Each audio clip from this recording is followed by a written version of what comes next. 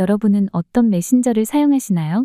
한국은 카카오톡, 중국 사람들은 위챗, 일본 사람들은 라인을 주로 사용합니다. 그런데 그거 아시나요? 일본에서 사용하는 라인이 한국 기업 네이버, 한국인들의 기술로 만들어졌다는 거 말입니다. 한국의 국민 메신저도 일본의 국민 메신저도 대한민국의 기술로 이뤄낸 결과입니다. 일본 인구 1억 2천만 중 9천만 명 이상이 사용하는 이 메신저 라인, 이를 뺏기 위해 일본이 아주 치밀하게 준비한 작전을 진행했다고 합니다. 오늘은 일본의 진짜 속셈을 면밀히 알고 있다는 전문가가 알려주는 일본이 라인을 한국에서 뺏어가려는 진짜 이야기를 들어보도록 하겠습니다. 안녕하세요. 저는 홍콩과 미국에서 20년여간 근무를 하다가 현재 은퇴를 한 뒤 새로운 제2의 인생을 살기 위해 도전을 꿈꾸고 있는 50대 댄이라고 합니다. 저는 홍콩계 미국인이에요. 아버지는 홍콩인이고 어머니는 멕시코 출신이신데 뉴욕에서 태어나 자랐어요. 그래서 저는 여러 나라의 이념이가 가치를 존중하려고 하는 편이에요. 어릴 때부터 그것이 당연한 것이라며 살아왔죠. 아버지도 어머니도 어릴 적에 인종차별을 겪은 편이셔서 저에게 항상 편견 없고 차별 없는 사람이 되라고 강조하셨어요. 제가 꼭 그런 사람이 되길 바라셨죠. 그리 넉넉한 가정 형편은 아니었지만 여유가 생겼다 싶으면 해외여행을 갈 수 있게 도와주셨고요. 그러면서 저는 많은 문화권의 이해도가 생길 수 있었어요. 같은 인종인지 아닌지는 저에겐 전혀 상관이 없는 문제였습니다. 부모님도 인종이 다르신데다 저는 혼혈이니까요. 새로운 나라의 사람들을 만나고 사귀는 건 즐거웠고요. 그들을 만나서 듣는 이야기는 흥미로웠어요. 그건 미디어에서 들어볼 수 없었던 정말 생생한 이야기였거든요. 그런 점들은 저를 더 좋은 사람으로 만들어주는 자양분이 됐습니다. 사회적인 다양한 문제에 관심을 갖게 만들었고 그런 것들은 학업 성적으로 이어졌거든요. 게다가 다양한 역사 문제에 대해서도 문제의식을 가졌던 저는 사회적인 활동도 많이 하면서 더 큰 세계로 나아가 전 세계를 아우르는 일을 하고 싶다는 열망을 품는 사람이 되었습니다. 그 결과 저는 국제중재 변호사로 일을 하게 되었습니다. 처음에는 그저 많은 이야기를 돕고 돈을 많이 버는 유능한 직업군을 선택하기 위해 이 직업을 선택한 것이었어요. 하버드 로스쿨을 나와 LLM 학위와 뉴욕주 변호사 자격도 있습니다.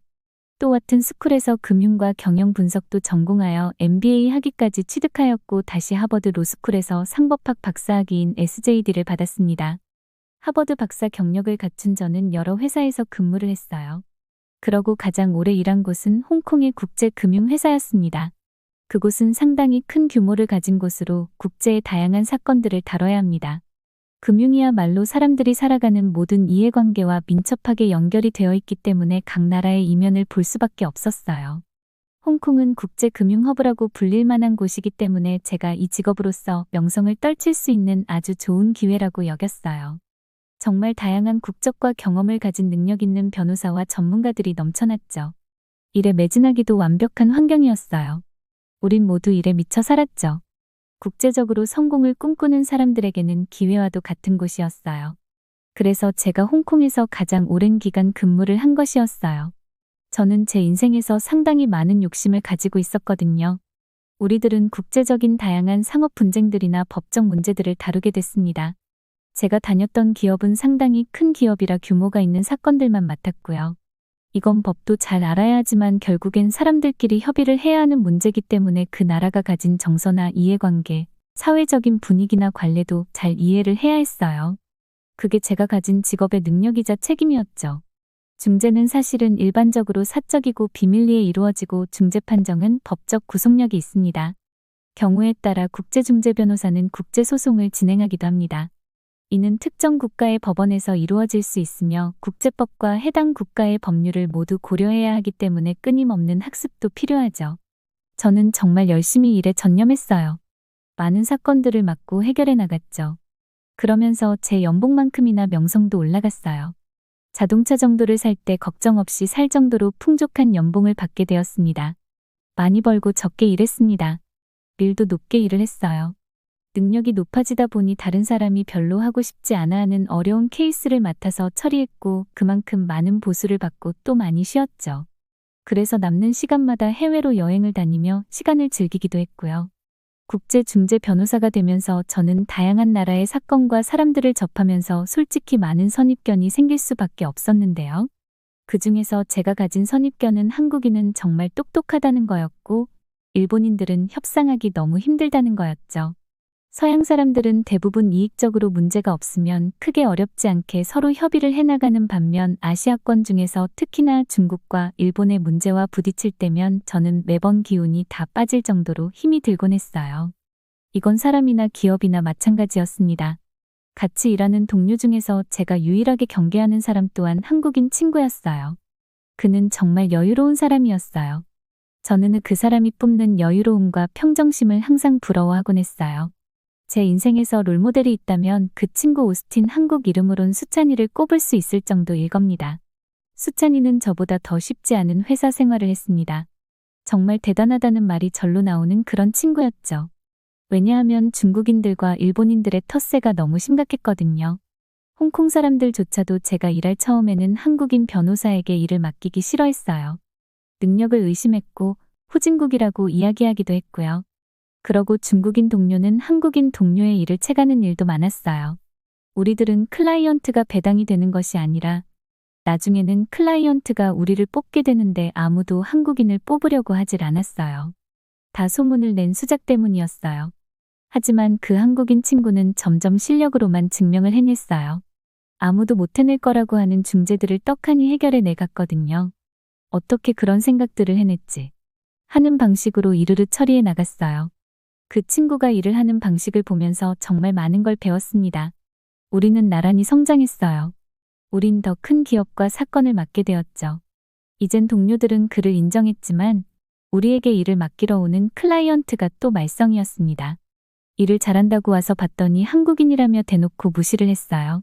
특히 일본인들은 한국인만 아니면 된다고 일본 회사의 문제를 한국 사람에게는 절대로 맡길 수 없다며 매번 일본 사람들의 일은 거의 제가 도맡아 하듯이 하게 됐죠. 괜히 미안한 마음이 들었지만 제 동료는 전혀 개의치 않아 했어요.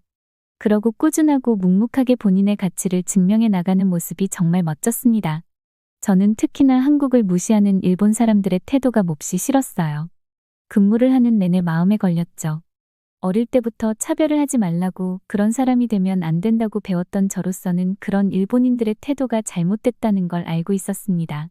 게다가 역사에 관심이 많았던 저는 자세히는 아니더라도 일본이 과거에 한국에 더 잘못을 저질렀다는 것 정도는 알고 있었어요. 독도도 한국 땅이라는 것 정도도요. 그런데 어떻게 그렇게 당당한 것인지 그들의 뻔뻔한 태도가 도통 이해가질 않았어요. 솔직히 클라이언트만 아니면 직장인만 아니면 그들과 일을 하고 싶지 않다는 생각이 많았죠. 그래도 어떻게 하겠어요. 저는 제가 맡은 직업으로 지켜야 할 게 있으니 열심히 그 일을 했던 것뿐이었어요. 참기 힘들긴 했지만요. 제가 존경하던 수찬은 한국인 여성과 오랜 연애 끝에 결혼을 하고 결국 한국 생활을 시작했습니다. 저는 그나마 유일하게 마음을 나눴던 친구가 한국으로 가고 나니 많이 헛헛했어요. 그간 저도 연애를 해왔고 그전에는 길게 사귀었던 여성도 있었지만 안타깝게도 결혼까진 이어지지 못했고 친구들과 동료들은 결혼을 해갔지만 저만 혼자 남겨졌어요. 이젠 돈도 모을 만큼 모았고 무얼 위해서 이렇게 살고 있는가 하는 생각들이 제 머릿속을 떠나지 않기 시작했어요. 그러고선 과감하게 일을 그만두고선 그때부터 전 세계를 여행 다니기 시작했죠. 한 1년 정도는 여행만 다녔습니다. 1년 여행을 다닐 동안 하루 종일 손에서 놓지 않았던 서류 뭉치들과 노트북을 단 한 번도 보지 않았어요. 홍콩의 모든 전경이 내려다 보이는 최고급 아파트까지 가졌으니 이젠 더 바라는 게 없다 그렇게 생각하자 싶었습니다. 그런데 야경을 보면서 공허하고 외로워졌어요. 평생 다른 것들을 중재하며 살았는데 나의 인생은 마치 이 집처럼 공중에 떠 있는 기분이 들었거든요. 그래서 홍콩을 떠나 다른 나라로 경험을 시작해보자 싶었어요. 그게 제가 한국으로 가게 된 시작점이었죠. 홍콩 집은 우선 두고 한국에 집을 한 달 렌트했어요. 그런데 한국에서 일주일을 살아보며 바로 알았죠. 더 고민할 것도 없이 여기에서 쭉 살면 되겠다고. 저의 은퇴 후 남은 인생은 한국이 유일할 거라고 말이에요. 세계 여행을 다닐 때 일본과 한국은 빼고 여행을 했어요. 일본은 정말 질릴 대로 질려서였고 한국은 나중에 수찬과 일정을 맞춰서 보려고 하다가 그 시기가 맞지 않았던 것이었죠. 그런데 이렇게 살기 좋은 곳을 이 나이에 와보다니 시기가 원망스러울 정도였어요. 가장 첫 번째로는 한국어 학원을 등록했고 외국인들이 만나는 모임에 가입해서 한국 문화를 빠르게 멘토링 받으며 적응해 나갈 수 있게 됐습니다. 저는 새롭게 무언가를 하고 싶었어요. 그래서 그간 제가 했던 경험들과 지식을 토대로 한국인 그 친구와 함께 개인 채널이나 방송이라도 준비해보는 게 어떨까 싶었죠. 수찬도 현재 회사를 그만두고 개인 사무실을 차린 상황이었거든요. 개인적인 시간을 활용할 수 있었죠. 수찬은 저에게 방송을 하는 것을 도와줄 테니 현재 새로 시작한 사업에 대해 조언을 좀 해달라고 부탁을 해왔어요. 원래 부탁을 전혀 하지 않던 친구가 난생 처음으로 그런 제안을 해온 거라 뭔지 자세히 묻지도 않은 채 바로 승낙을 했고요. 수찬이 부탁한 내용은 중재 관련 일이기도 했지만 경제 관련 일이기도 했어요. 수찬과 함께 동업을 한 파트너는 금융 전문자였기 때문에 투자에 관련한 지식과 견해가 상당히 필요하다고 말했죠. 그동안 수없이 많은 해외 유수의 기업들과 커뮤니케이션을 한 제게 많은 도움을 부탁한다고 말했어요. 저에겐 크게 어려운 일이 아니니까 나름 가벼운 마음으로 시작하게 됐죠. 그런데 이게 점점 하다 보니까 진심이 되는 거예요. 더 잘 예측하고 판단하고 싶게 됐어요. 제가 판단하고 제안해주는 것에 따라 회사가 더 좋은 방향으로 발전하는 걸 보면서 저도 살아있음이 느껴졌거든요. 매일 중재 하나는 그림자 같은 역할을 하다가 무언가를 변화시키고 움직이고 있다는 그런 마음이 생겨났어요. 이제는 수찬이 부탁을 하지 않아도 제가 먼저 열정을 다해 알아보기 시작했죠. 저는 경제 관련도 결국엔 모두 이어져 있는 문제라고 생각하기 때문에 다양한 국가와 문화에서 오는 문제들을 이해하기 위해 한국어 공부를 정말 열심히 했습니다. 그러고 한국 문화에 대해서도 배우면서 완전히 한국이라는 나라에 푹 빠져들어 버렸죠. 한국은 제가 한창 때 일을 하면서 느꼈던 이미지와 딱 일치했어요. 아니 어쩌면 그 이상으로 더 좋은 곳이었죠. 사는데 편리하고 안전한 건 말할 것도 없고 특히 사람들의 인성이나 인품은 말할 것도 없이 훌륭했어요. 특히 외국인인 저에게 어쩌면 이방인이라 느낄 수도 있을 텐데 한국 사람들은 누구 하나 저를 그렇게 대하는 사람이 없었어요. 그렇게 저는 한국에 계속해서 완벽히 적응을 해나가고 있던 중이었어요. 그때 한국의 뉴스가 터졌죠. 그것도 제가 거의 전문적으로 알고 있는 문제였습니다. 그것은 바로 현재 일본의 국민 메신저로 사용되고 있는 라인에 관련한 문제였습니다. 라인은 웬만한 사람들은 다 알고 있을 정도로 한국에서도 유명하지만 일본에서는 더 유명합니다. 아시아권에서는 거의 지배적이라 할 수 있죠. 라인은 2011년 한국의 네이버 기술을 기반으로 일본에 뿌리를 내렸고 현재 일본인의 9,700만 명 이상이 사용하고 있는 메신저입니다. 일본에서 라인을 사용을 하지 않는 사람이 거의 없다고 보면 될 정도죠. 라인은 라인야후가 총 명칭입니다. 네이버의 자회사이기도 하죠. 네이버에서 개발했고요. 사실 라인은 네이버가 수십 년이나 공을 들여서 추진한 해외 사업입니다. 한국 기업이 세계 무대를 글로벌 플랫폼으로 성장시킨 사례이죠. 아시아에서는 라인을 쓰는 비율이 정말 지배적입니다. 이 정도의 가치가 있는 플랫폼을 사실 이제 와서 일본이 가져가겠다고 하는 건 솔직히 전문가로서도 그냥 사람으로서도 양심이 없다는 생각이 들었습니다. 저는 이 모든 과정을 누구보다 더 면밀히 잘 알고 있는데요. 사실 라인은 출범 당시에 가장 핵심적인 역할을 한 사람들이 대부분 한국인이었습니다. 한국인 덕분에 지금의 라인이 됐다고 봐도 과언이 아닌 거죠. 가장 먼저 이 갈등에 불을 지피게 된 시발점은 해킹 사건이었지만 이제는 뭐 거의 한일전이 된 느낌이었습니다. 수찬과 매번 축구를 즐겨봤기 때문에 그 한일전 때 너무 응원을 하고 흥분을 해서 제가 물었던 적이 있었거든요. 평소에 그렇게 평정심이 있는 사람이 왜 한일전 때만 그렇게까지 하냐면서요. 그런데 한일전이 한국인들에게 얼마나 특별한 의미를 가지고 있는지들은 다음부터는 한일전의 의미를 알게 되었죠. 아무튼 지금이 딱 그와 같은 기분입니다. 라인이 비록 제 기업도 아니고 제가 한국인도 아니지만 이런 저도 화가 나도 어이가 없는 상황인데 직접 이 일을 겪고 있는 당사자들은 얼마나 화가 날까 싶었습니다. 지난해 11월 개인정보 유출 사고가 터진 이후로 일본 총무성은 2차례 행정지도를 통해 이례적으로 네이버와의 자본관계를 재검토하라고 지시했을 때 그때부터 그들은 생각했겠죠. 이건 다시는 오지 않을 기회라고 말입니다. 이대로 두면 라인은 동남아 시장 확장으로까지 이어질 텐데 그걸 그냥 싹 본인들이 가져가겠다는 심산으로 보여지고 있습니다. 그간 수많은 사건들을 해왔지만 미국 같은 전 세계의 1위 기업들이 모인 곳에서도 유출이나 해킹 문제는 끊임없이 일어납니다. 다만 그걸 어떻게 해결하고 막아나가느냐, 그 다음에 어떻게 보수를 하고 더 변화하는 모습을 보여주느냐는 오히려 기회가 되어 주가를 상승시키기도 하죠. 그래서 처음부터 사실 일본에서 꼬투리를 잡으며 걸고 넘어진 해킹 문제가 누가 봐도 어느 나라에서든 생길 수밖에 없는 일과 별반 다르지 않다는 게 확실합니다. 아마 이러는 이유는 돈이나 경제적인 가치가 되니까가 가장 클 겁니다. 그렇지만 제가 여태껏 상대해 온 일본인들의 특성으로만 감히 말씀드려 보건대 돈보다 그들은 일본만이 가진 이상한 기준 때문에 더 라인을 뺏으려고 하는 것 같다는 생각이 들었습니다. 일본은 자국 중심주의가 상당히 강한 나라입니다. 전 세계 그 어디도 그 점에서 일본을 이길 수 있는 나라는 없을 겁니다. 중국과도 같은 곳 아닌데 민주주의에서 그런 신념을 가진 아주 독특한 문화를 가진 나라죠. 그래서 역사와 전통을 따지면서 2024년에 자율주행을 하는 이 최첨단 시대에도 일본만은 아직도 전통이라고 우기며 변하지 않고 있는 것들이 많은 겁니다. 사람들이 불편하든 말든 영향력 있는 사람이 그게 옳다고 주장하고 믿으면 아무리 아니어도 그대로 밀고 나가고 있죠. 참 우리 눈에는 이상해 보이는데 그들은 그런 문화를 가지고 있어요. 그런 면이 다른 나라나 요즘 세대의 사람들의 입장에서 보기엔 상당히 억지스럽고 고집스러워 보이는데도 일본에 깊숙이 박혀있는 그 사상은 변하기 쉽지 않습니다. 그러니 그런 나라인 일본에서 다른 나라가 일본의 기업을 이 정도로 불렸다는 건 결코 인정을 할 수 없을 겁니다. 일본에서 라인을 사용하는 사용자를 살펴보겠습니다. 쉽게 설명드릴게요. 한국에서는 카카오톡을 사용하죠? 미국에서는 대부분 그냥 문자를 사용하는 경우가 많습니다. 그리고 중국에서는 위챗을 사용합니다. 다 각자 본인 국가가 개발한 기술을 국민들이 이용하고 있단 말이죠. 그런데 일본은 보세요. 자기네들이 최고고 가장 대단하다고 생각을 가진 사람들이 본인의 나라 국민들이 타국인 그것도 자신들이 가장 기술로 무시했던 한국에서 만든 기술로 일상을 모두 소통한다. 제가 아는 일본인들은 그걸 절대로 받아들이기 어려울 겁니다. 죽어도 인정하기 어려워할 거예요. 라인은 지금 현재 일본인 9,700만 명이 사용하고 있습니다. 일본의 총 인구가 1억 2천만 정도 되는데 거의 3천만 빼곤 저걸 다 이용하고 있는 셈이라고 보시면 됩니다. 정말 엄청난 수치죠.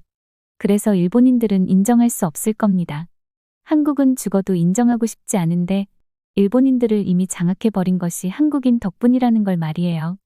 네이버가 라인을 일본에서 매우 인기 있는 메신저 앱으로 자리 잡게 한 건 다양한 이유들이 있어요.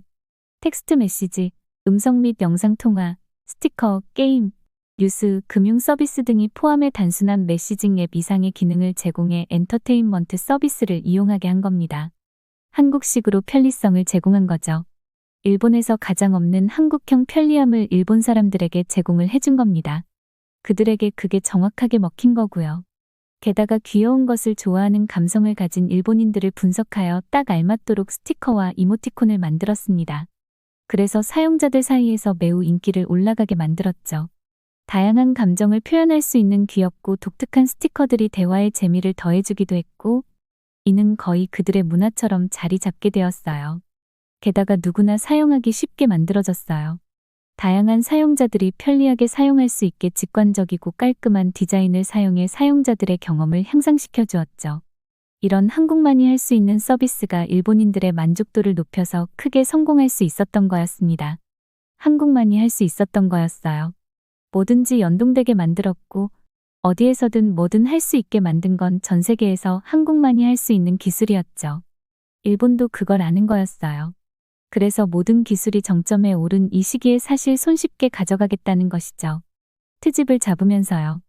일본의 손마사요시 회장이 이끄는 소프트뱅크와 한국의 네이버는 2021년에 지분을 반반인 50대 50으로 나눠 갖고 라인 야후를 지배해 왔는데요.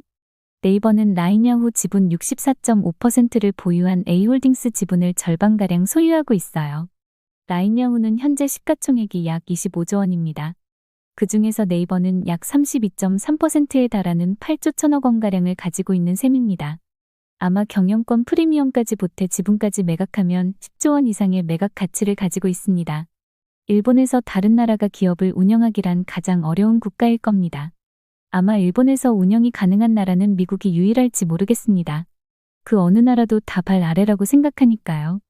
일본은 유일하게 미국 기업에게만은 고개를 항상 수그리는 경향이 강하기도 해요. 늘 그랬죠. 하지만 한국에게만은 아닙니다. 반항 감정이 항상 들어가 있어요.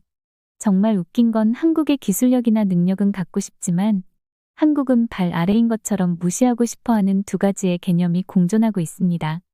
일각에서는 라인 야후의 경영권이 일본으로 넘어갈지도 모르겠다고 전망하지만 그 과정이 쉽지 않을 것으로 보고 있습니다. 제가 보기에는 이제는 거의 비교할 수 없을 정도로 한국의 기술력은 따라갈 수 없는 지경에 올랐거든요. 아마 다시 가져가게 된다고 해도 소비자들이 등을 돌리고 수년 안에 망할지 모르겠습니다. 혹은 네이버가 남긴 현재의 기술력 그대로 멈춰있게 되겠죠.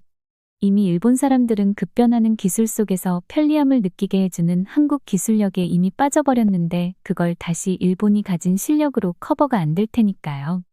능력도 안 되는데 페어플레이까지 하지 않는 모습을 보고 있자니 솔직히 많이 답답하기만 합니다.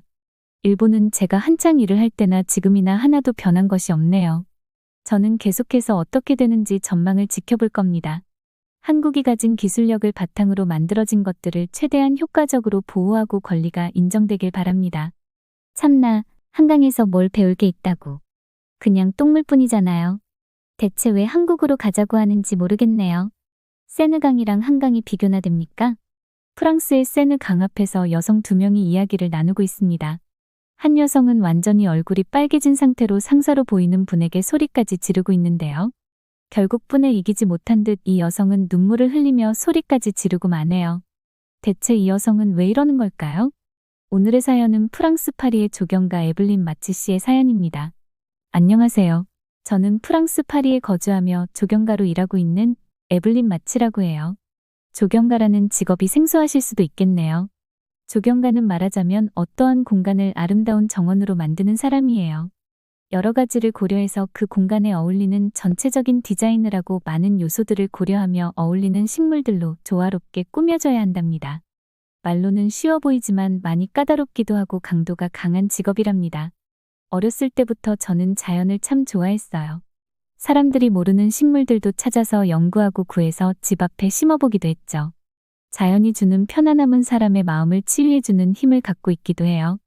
이건 정말이랍니다. 힘들기는 하지만 저는 지금 제 일이 너무 좋아요.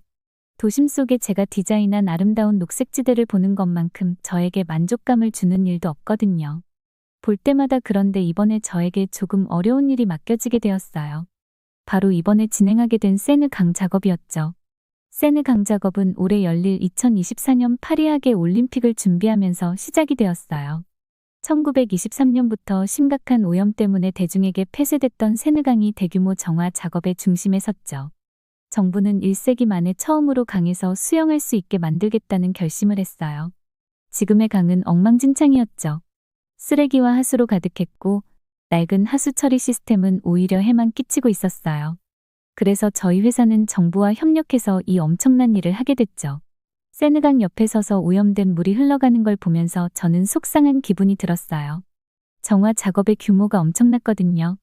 착잡한 마음으로 탁한 물을 응시하고 있는데 상사가 저에게 다가왔어요. 에블린, 상사가 착잡한 제 상태를 알아차렸는지 조심스럽게 저를 불렀어요. 저는 상사를 바라보았죠. 할 말이 있어요. 잠깐 앉을까요? 상사는 미소를 지으며 저를 옆에 있는 벤치로 안내했어요. 저는 이번 프로젝트에 대한 좋은 생각이 있는 것 같다는 생각에 따라서 옆에 앉았죠. 이번 프로젝트가 쉽지 않을 거라는 거 알죠? 상사가 커피를 한 모금 마시며 이야기했어요. 저는 고개를 끄덕였죠. 도심을 흐르며 파리를 대표하고 있는 이 거대한 강을 어떻게 하면 아름답게 보존할 수 있을까를 고민하면서 쉽지 않을 거라는 마음이 많이 들었으니까요. 도심을 가로지르는 강을 아름답게 보존하고 있는 좋은 사례가 있어요. 그곳을 방문하는 것에 대한 보고서도 이미 올려뒀고요. 상사의 말에 귀가 솔깃해졌어요. 저희와 비슷한 좋은 사례요? 너무나도 좋은 소식이었어요. 어디인가요? 그렇다면 얼른 방문해야죠. 저는 설레는 마음에 살짝 격양된 말투로 물었어요. 한국의 서울이에요. 상사가 저에게 미소를 지으며 이야기했어요. 순간 가슴이 쿵 내려앉는 것만 같았어요. 저는 당황한 표정을 숨길 수가 없었죠. 한국이요? 방금 한국이라고 하셨나요? 제가 믿을 수 없다는 듯이 되물었죠. 네, 그곳에 있는 한강은 저희에게 가장 좋은 가이드가 될 수 있어요. 직접 가서 꼭 봐야 한다고 생각합니다. 상사가 저에게 말했어요. 그 말에 저는 혼란스러움을 느꼈어요. 사실 저는 한국에 대해서 좋지 않은 마음을 가지고 있었거든요. 물론 매우 개인적인 일이기는 해요. 하지만 그 개인적인 일이 매우 저에게 크게 상처를 남겼었죠. 저희 아버지는 국제무역업에 종사하던 사업가셨어요. 아버지께서는 주로 한국과의 거래에서 섬유 및 의류 수출입을 담당했었죠. 제 기억에 제가 어렸을 때 저희 집은 꽤 부유했어요. 저희 집은 항상 화목했고 웃음소리가 가득 찬 그런 집안이었죠. 아버지는 매우 멋진 분이셨어요. 어릴 때라 그럴지도 모르지만 난 크면 아빠랑 결혼할 거야 라는 말을 입에 달고 살 정도로 일도 일이지만 가정에도 매우 충실하셨던 분이셨죠. 그러던 어느 날 아버지께서 매우 좋지 않은 표정으로 집에 들어오신 적이 있으셨어요. 제가 자는 동안 부모님께서 이야기를 심각하게 나누는 듯한 소리도 들려왔죠. 그 이후부터 저희 집에서 웃음소리는 사라졌어요. 아버지는 집에 늦게 들어오시거나 아예 귀가를 하지 않는 일이 많아지셨고 어머니는 아버지와 통화를 할 때면 눈물을 흘리기도 하셨어요.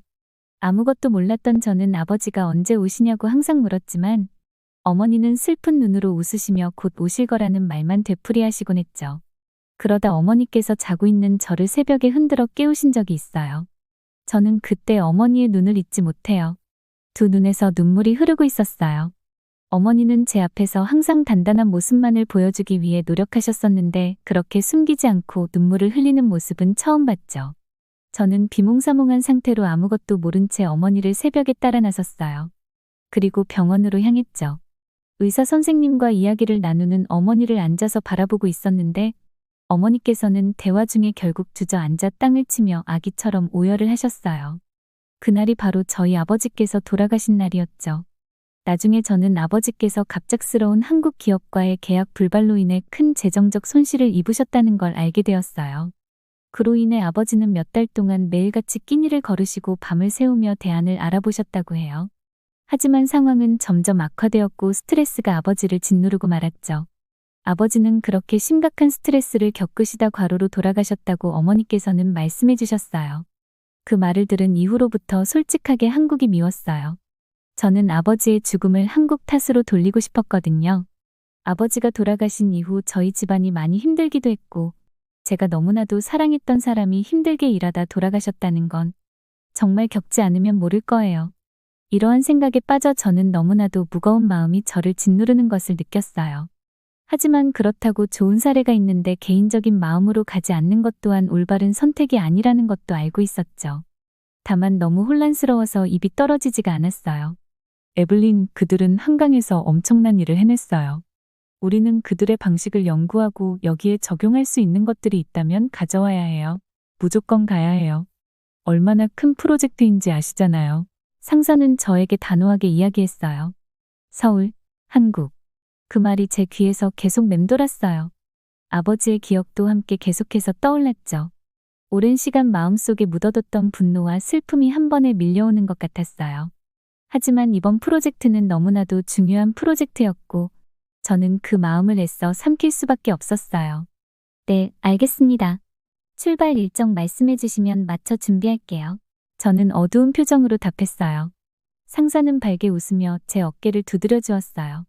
제 과거를 모르니 그럴 수 있지만 그때는 그게 정말 밉더라고요. 조만간 출발하게 될 거예요. 이번 프로젝트도 성공적으로 마무리해보자고요. 그렇게 마지못해 떠나게 된 한국행 비행은 길고 불편했어요.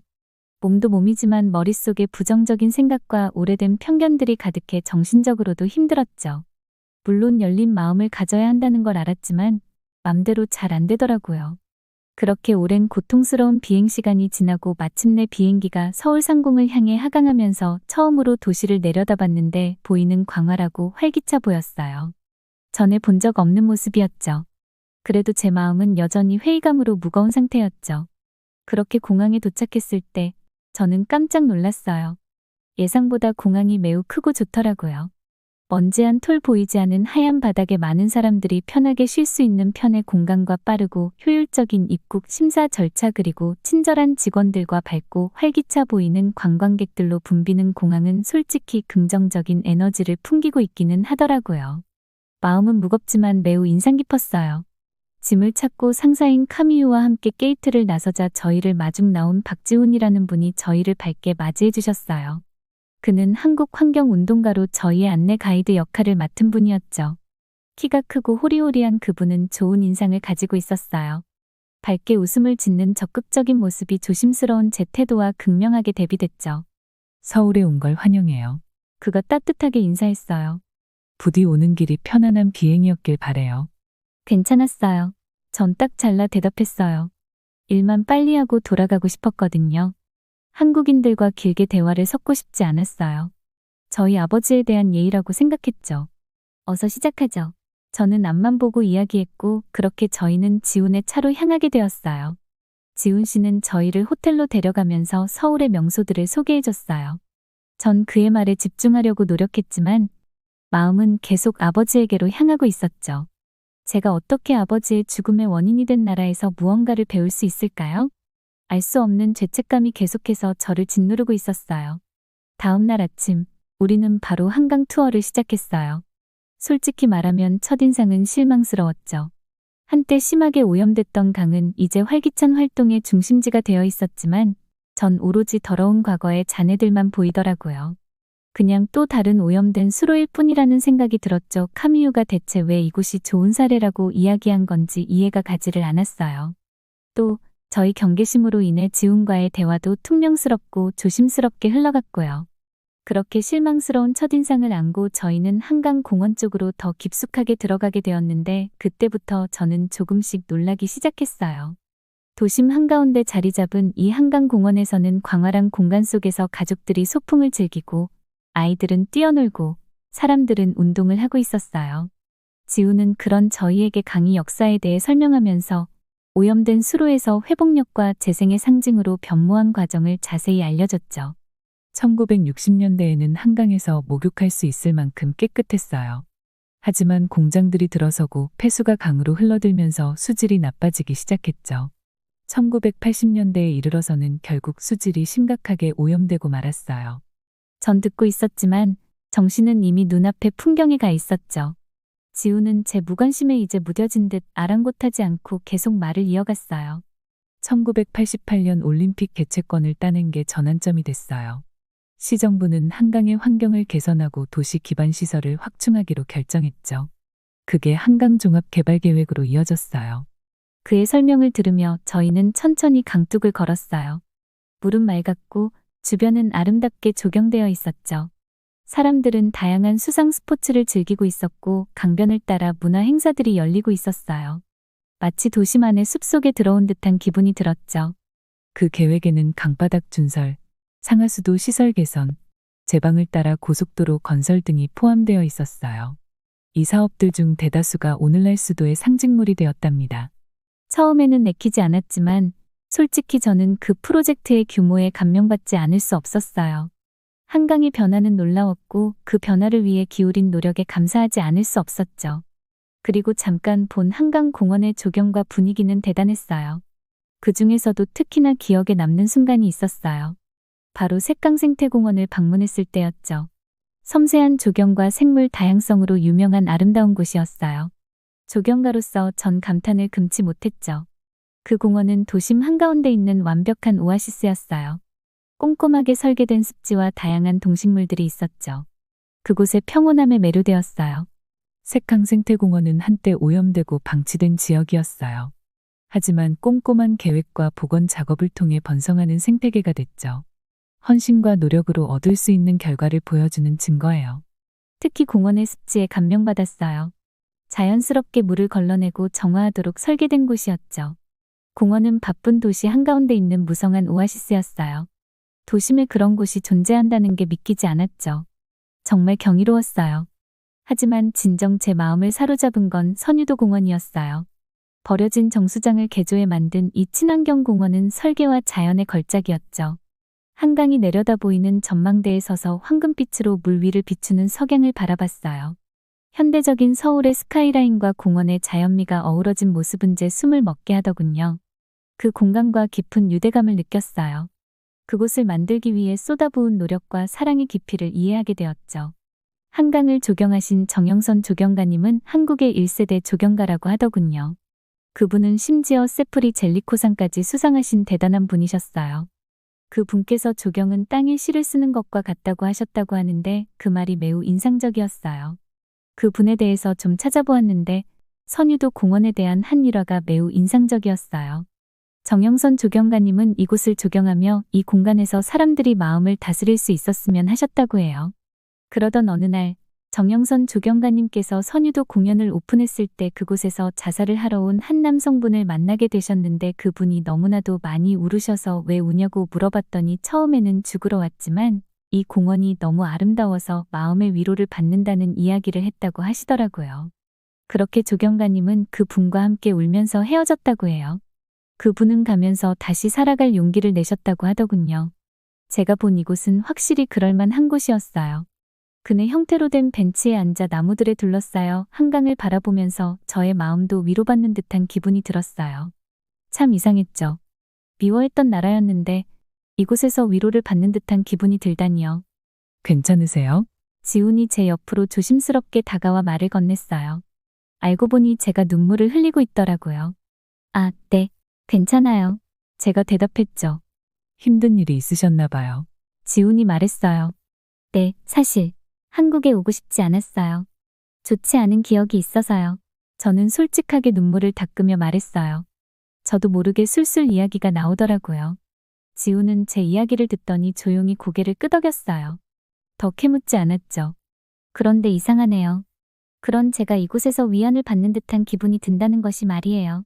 저는 어이가 없다는 듯이 미소를 지으며 말했어요. 그게 조경과 자연이 주는 힘이죠. 지훈 씨가 조용히 미소 지으며 말했어요. 한국은 한국에 있지만 자연은 어디에나 존재하니까요.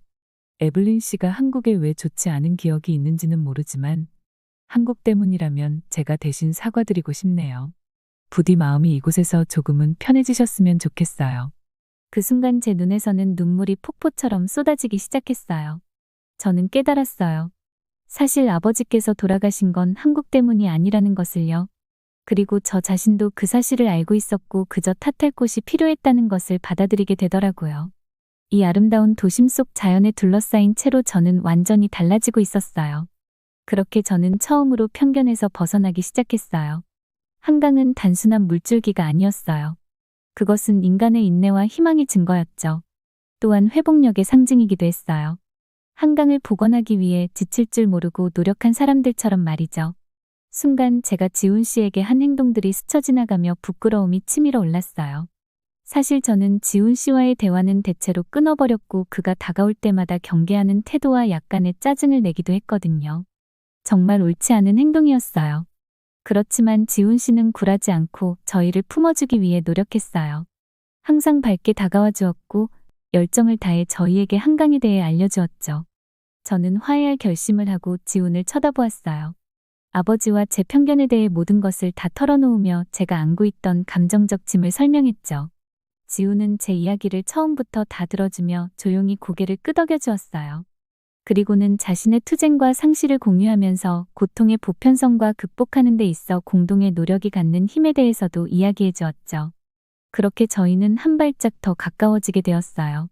그 이후로 저는 새로운 마음가짐으로 한강 연구에 몰두했어요.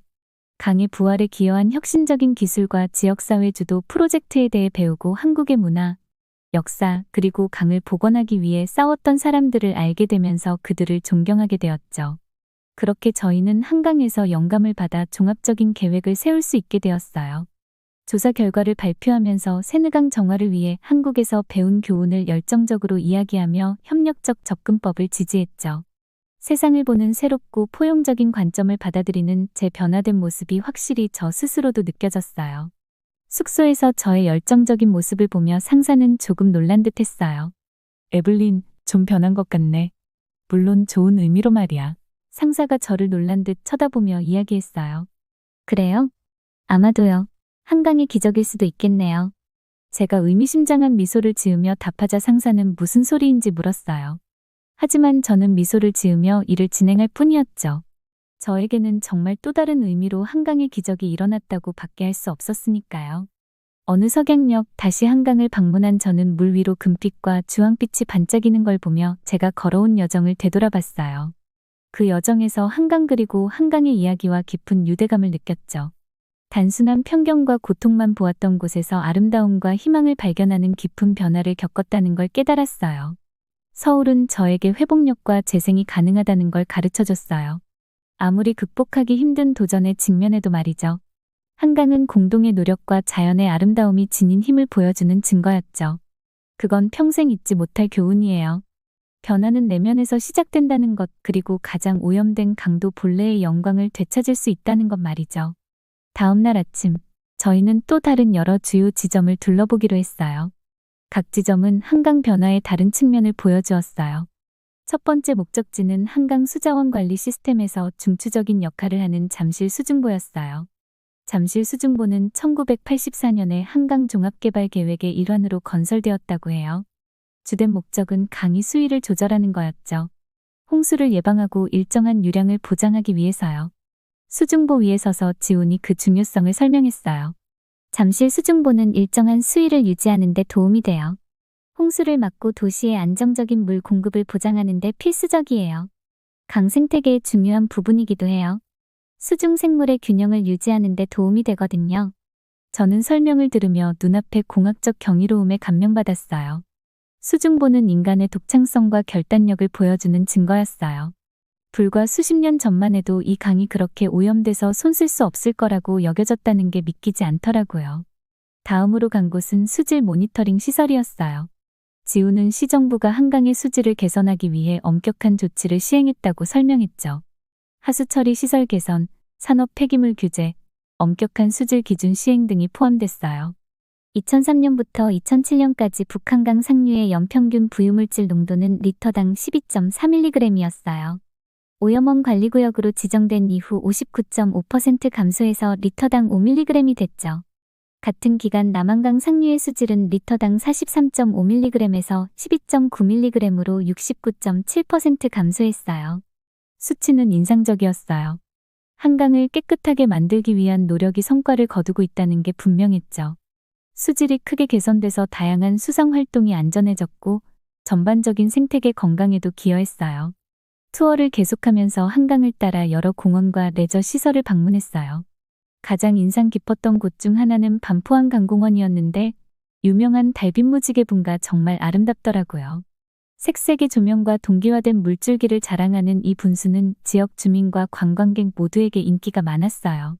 그 모습은 그곳에 있는 모든 사람들을 엮어주는 듯 했죠. 지우는 공원에 있는 다양한 시설을 가리켰어요. 자전거 도로, 운동장, 피크닉 장소 등이 있었죠. 한강을 따라 있는 공원들은 누구나 접근하기 쉽고 즐길 수 있게 설계되어 있어요. 사람들이 휴식을 취하고, 운동하고, 자연과 교감할 수 있는 공간을 제공하죠.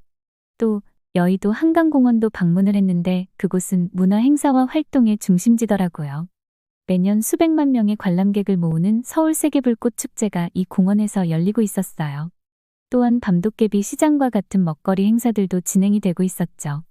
그 모습은 확실히 한강이 서울의 문화 지형에서 생생한 부분이 되었다는 증거였어요. 석양역 한강을 내려다보는 다리 위에 서서 저는 제가 걸어온 길을 되돌아봤어요. 한강의 변화는 기적에 가까웠어요. 공동의 노력과 자연의 아름다움이 지닌 힘을 증명하는 거였죠. 서울 시민들은 강을 되살리기 위해 지칠 줄 모르고 노력했고 그 헌신이 결실을 맺었어요. 내가 이 변화를 목격할 기회를 얻게 된 걸 너무나 감사하게 생각했어요. 그 경험은 내 삶의 관점을 바꿔놓았고 회복력, 인내, 공동체의 힘에 대해 소중한 교훈을 줬죠. 한강은 그저 물줄기가 아니었어요. 희망과 재생의 상징이었던 거예요. 다음 날 아침, 저는 지훈과 만나 아침 식사를 했어요. 한강이 내려다 보이는 아늑한 카페에서요. 커피를 홀짝이며 지훈은 자신의 일과 환경 보호를 위해 직면한 도전에 대해 더 많이 이야기해 주었죠. 한국은 환경 보호에서 커다란 진전을 이뤘어요. 하지만 아직도 저희는 도전에 직면해 있죠. 급속한 도시화와 산업화로 천연자원에 큰 부담이 가해지고 있고 기후변화는 항상 존재하는 위협이에요. 지우는 정부가 이런 문제에 대처하기 위해 다양한 정책을 시행했다고 설명했어요. 산업 폐기물에 대한 더 엄격한 규제, 재생에너지에 대한 투자, 온실가스 배출량을 줄이기 위한 노력 등이 그 정책에 포함되고 있었죠. 우리는 환경 보전의 중요성에 대해 대중을 교육하는 데에도 주력해왔어요. 모두가 지구를 보호하는 데 자신의 역할을 이해하는 게 중요하다고 여기고 있거든요. 한국의 환경 노력에서 가장 고무적인 측면 중 하나는 지역사회의 참여였어요. 지우는 자원봉사자들이 강정화 프로젝트에 참여하고 있는 지역 커뮤니티 센터로 저를 데려갔어요. 자원봉사자들은 어린아이부터 노인까지 다양했는데 장갑을 끼고 쓰레기 봉투를 들고 강둑을 따라 열심히 쓰레기를 줍고 있었어요. 그들의 열정과 헌신은 전염성이 있었고 전 자연스럽게 동참하게 되었어요. 동지애와 목적의식을 느꼈죠. 지역사회는 우리 환경사업에서 중추적인 역할을 해요. 그들의 참여는 프로젝트 성공에 필수적이에요. 공동의 노력이죠. 작은 행동 하나하나가 변화를 만들어내요. 지우는 한국이 환경 문제에 대처하기 위해 도입한 몇 가지 혁신적인 해결책도 소개해줬어요. 그중 하나는 도심의 옥상 녹화와 수직 정원을 조성하는 거였죠. 이런 녹지는 대기 오염을 줄이고 온도를 낮추고 야생동물에게 서식지를 제공하는 데 도움이 돼요. 멋진 옥상 정원이 있는 건물에 갔는데 다양한 식물과 꽃으로 뒤덮여 있었어요. 그 옥상은 사람들이 즐길 수 있는 아름다운 공간을 제공할 뿐 아니라 전반적인 환경 건강에도 기여하고 있었죠. 옥상 녹화 같은 혁신적 해결책은 지속가능한 도시 발전에 중요해요.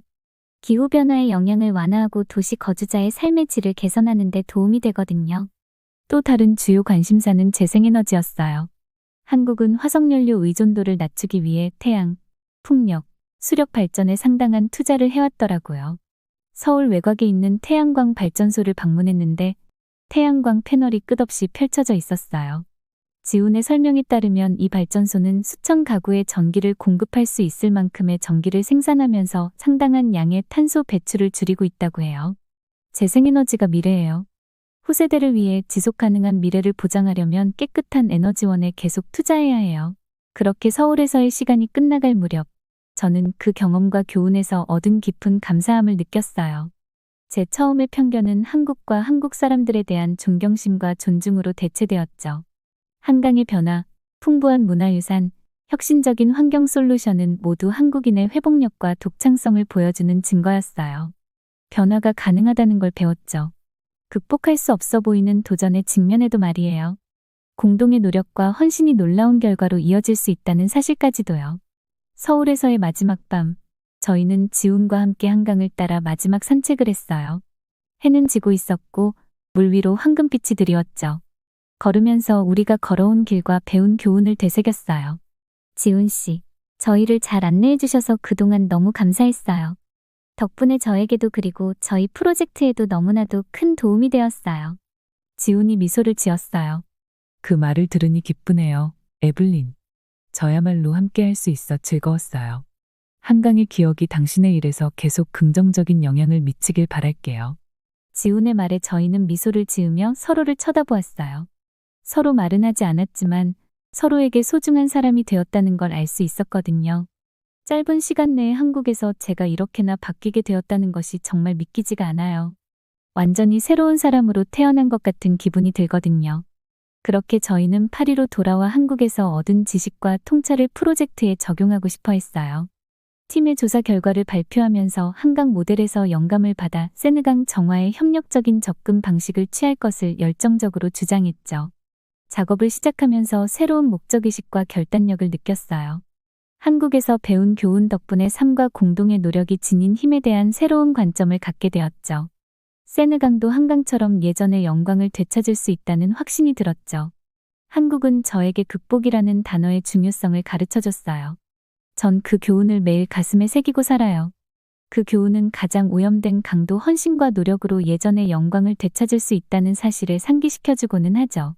세느강 위로 해가 지는 걸 바라보며 깊은 평화와 감사함을 느꼈어요. 저의 여정은 큰 변화를 겪었고 그 기회를 얻게 된 걸 감사히 여겼죠.